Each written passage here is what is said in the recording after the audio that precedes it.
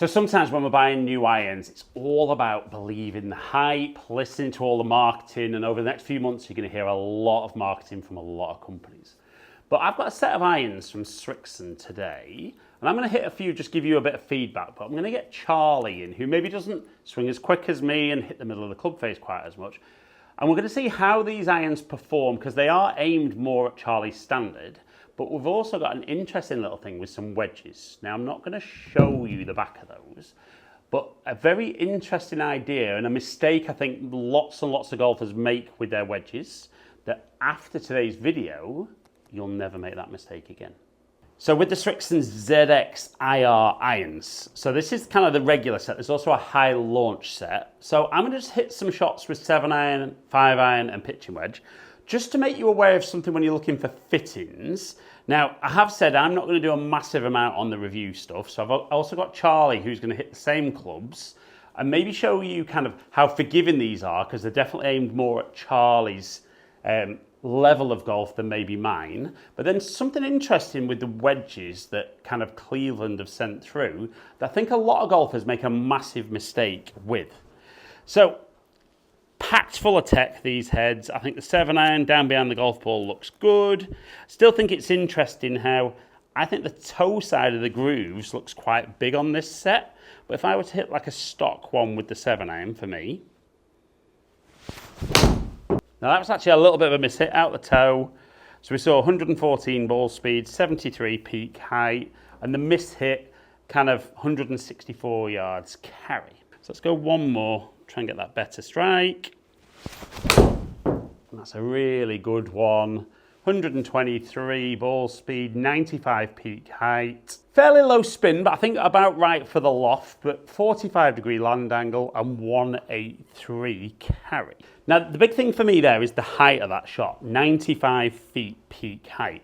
So I'm going to hit the pitching wedge, and I'm going to just put the specs of the irons up on screen so you can see what the different lofts are. But if I just hit like a stock pitching wedge now, again, really nice strike.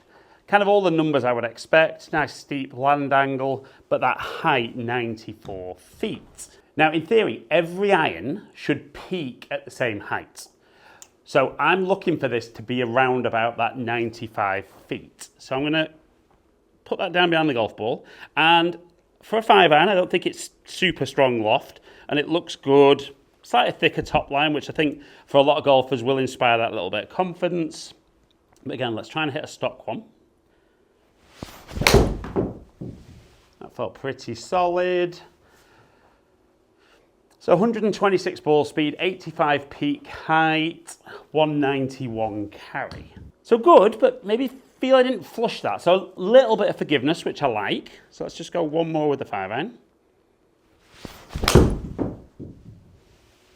Now that one a little bit thin. So ball speed good, height down. But we can even see for me there, I maybe don't quite get with this 5-iron up to the kind of peak height that I want. So I'm not going to hit the ball as far through the air as I would like, and therefore the ball's going to roll out a little bit more. But I think it's great me standing and hitting. When I miss the middle, I don't miss by too much. Now, hopefully that's not saying too much about Charlie, but we're going to get him in, not necessarily get him to give too much feedback about looks and feel, because I think they're very personal anyway. But he's going to hit some 7-irons, hit some wedges, hit some 5-irons. We'll look at his numbers and see how good they are, because interestingly, he does struggle with 5-iron. Now, we have just done a coaching video on those mid to long irons with him, so check that out. That's already out on my channel. But we're going to get into some shots, and we're going to see how well these set of clubs, which are pretty much aimed at Charlie, suit his game. So, 92 mile an hour ball speed, 48 feet peak height, land angle 34, carry 123.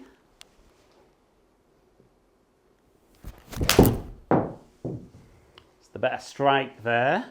So we see that 102 ball speed, 75 feet peak height, land angle 44 degrees. And a lot's mentioned about if we can get 45 degree land angle, that the ball's going to stop a bit quicker, and we could see that 141 carry. Now again, great strike. 55 feet peak height, and some good numbers. Right, so we can definitely see 7-iron, I think kind of does what I would want it to do for Charlie. I think probably goes a little bit longer than your current set, but good height, and it gives him that ability to land it on the green and stop it. Now we want to hit pitching wedge. We know he's going to get this one in the air, but we want to see if that peak height is about the same as it was with 7-iron.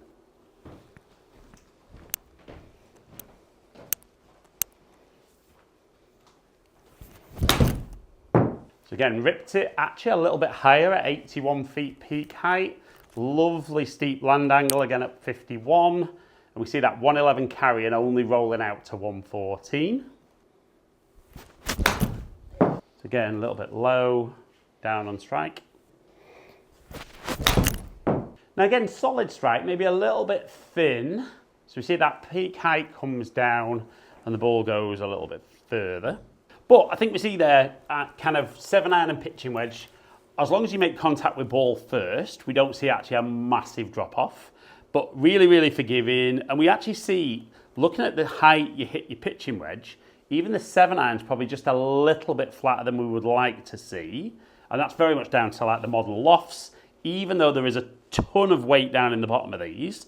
So then kind of acid test for me is 5-irons. So let's get you in there with a few 5-irons.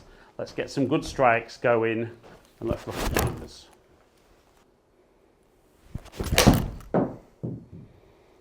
Always ripped it. So 108 ball speed, 65 feet peak height. Land angle's a little bit flat, which I can live with, but 156 carry and 175 total. That's thin. So a little bit heely. So again, strike a little off centre, but kind of maintains a lot of the height. Land angle very similar to the good strike, but we see a bit of drop off from the off centre strike. So definitely a little bit fat, and that drop off in performance. Right, so I still think as forgiving as that 5-iron is, I think we saw that your good one was really, really good, and definitely a little bit, definitely longer than you hit your current 5-iron. But it did retain decent height, but it's going to roll out a lot. But I still think it's that challenge that as that sits down behind the ball, just a little bit intimidating at the moment at your standard. So I'd still say 6-iron down works great, but I think definitely for me, the little off-centre strikes for those really forgiving.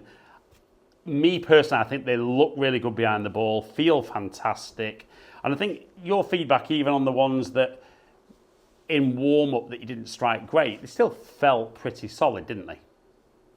Now, that moves me into one other thing. So in this set, they have sent kind of the approach wedge and the sand wedge. But Cleveland have also sent something that I think a lot of golfers that put wedges in the bag massively overlook. Right, so I think a lot of golfers, when they get into the wedges, and I'm obviously guilty of this, but as a pro I think I can get away with it, is that it's kind of the 52, 56, and they've sent a 58. I think a lot of golfers go for a blade wedge. A lot of popular makes, and Cleveland do their own blade wedge. But they've actually sent the CBZ, or CBZ, cavity wedges. So I'm going to get Charlie to hit a couple of 52s with this, get some feedback. But then I'm going to get him to hit a couple of shots with the 58, maybe some of the shots he'd play around the green. And we actually played the other day, and he tried a couple of shots with this, and actually made a really, really good comment about the 58 that I think a lot of golfers wouldn't necessarily consider. So let's hit a couple with the 52 and see how that is. So really good solid strike. We see that 71 feet peak height, lots and lots of spin, land angle nice and steep, and we see 95 carry with no wheel rollout. Again, another really good strike, higher, more spin, landing steeper and stopping quicker. And I think the big thing with the cavity wedge for me is the blade will still work great when you hit it flush out in the middle, but lots of golfers play cavity irons but don't play cavity wedges where they still need that forgiveness on the full swing. And again, really consistent ball speed, height, spin, land angle, and distance. Right, so I think a lot of golfers, when they're putting gap wedge and sand wedge in the bag that they probably hit full shots with, I do think a cavity wedge would be a massive advantage. Now, moving into the most lofted one. Now, I know Charlie normally plays 60.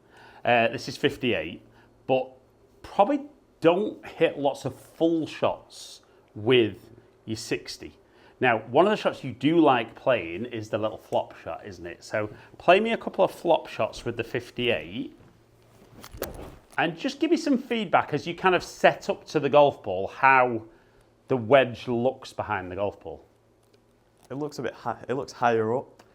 Yes, so if you pop the club down behind the ball, so you're definitely talking there about when you open that club face up, how the front edge, the leading edge, actually is up above the ground. And it maybe feels quite hard for you to get the strike on the golf ball. And we definitely saw that, didn't we? When we played the course, you had a few thin ones with that shot. So play that shot for me. Now, obviously there, the strike was great, high, soft, and a good shot. And I think it's definitely that thing that you look at there, actually how much lower the back edge is than the front edge isn't that exaggerated. But as I open that club up, it really becomes exaggerated. It's maybe where the cavity wedge doesn't become too versatile. I know predominantly you've been using some of my old bladed wedges. How do you feel about like the 52 and 56 being more of a cavity rather than the blade? Do you feel that that would be more beneficial to your game? I feel like they go a bit further. Go a bit further, yeah, definitely get more speed. When you're in the very lofted one, how do you feel about the kind of bigger, chunkier wedge compared to the blade? Probably prefer the bladed ones. Yeah, I think it's definitely a bit more versatile, a bit more feel, a bit more finesse. But I do think anything that you're hitting full shots with until you reach a certain handicap, I think the cavity back design is great. And I think that's definitely something that we'll put into your bag, maybe stay as a blade for your 60 degree. But I think the irons from Srixon are interesting. I think Srixon makes some really good irons like through their range. And I think they don't always get a lot of attention because they don't spend a fortune on marketing. And if you are that kind of mid to higher handicapper, this is definitely a set of irons, or even the higher launching iron, that you should be giving a go and just seeing if you can get a little bit more performance out of an iron that's designed a bit more for the way you swing the golf club.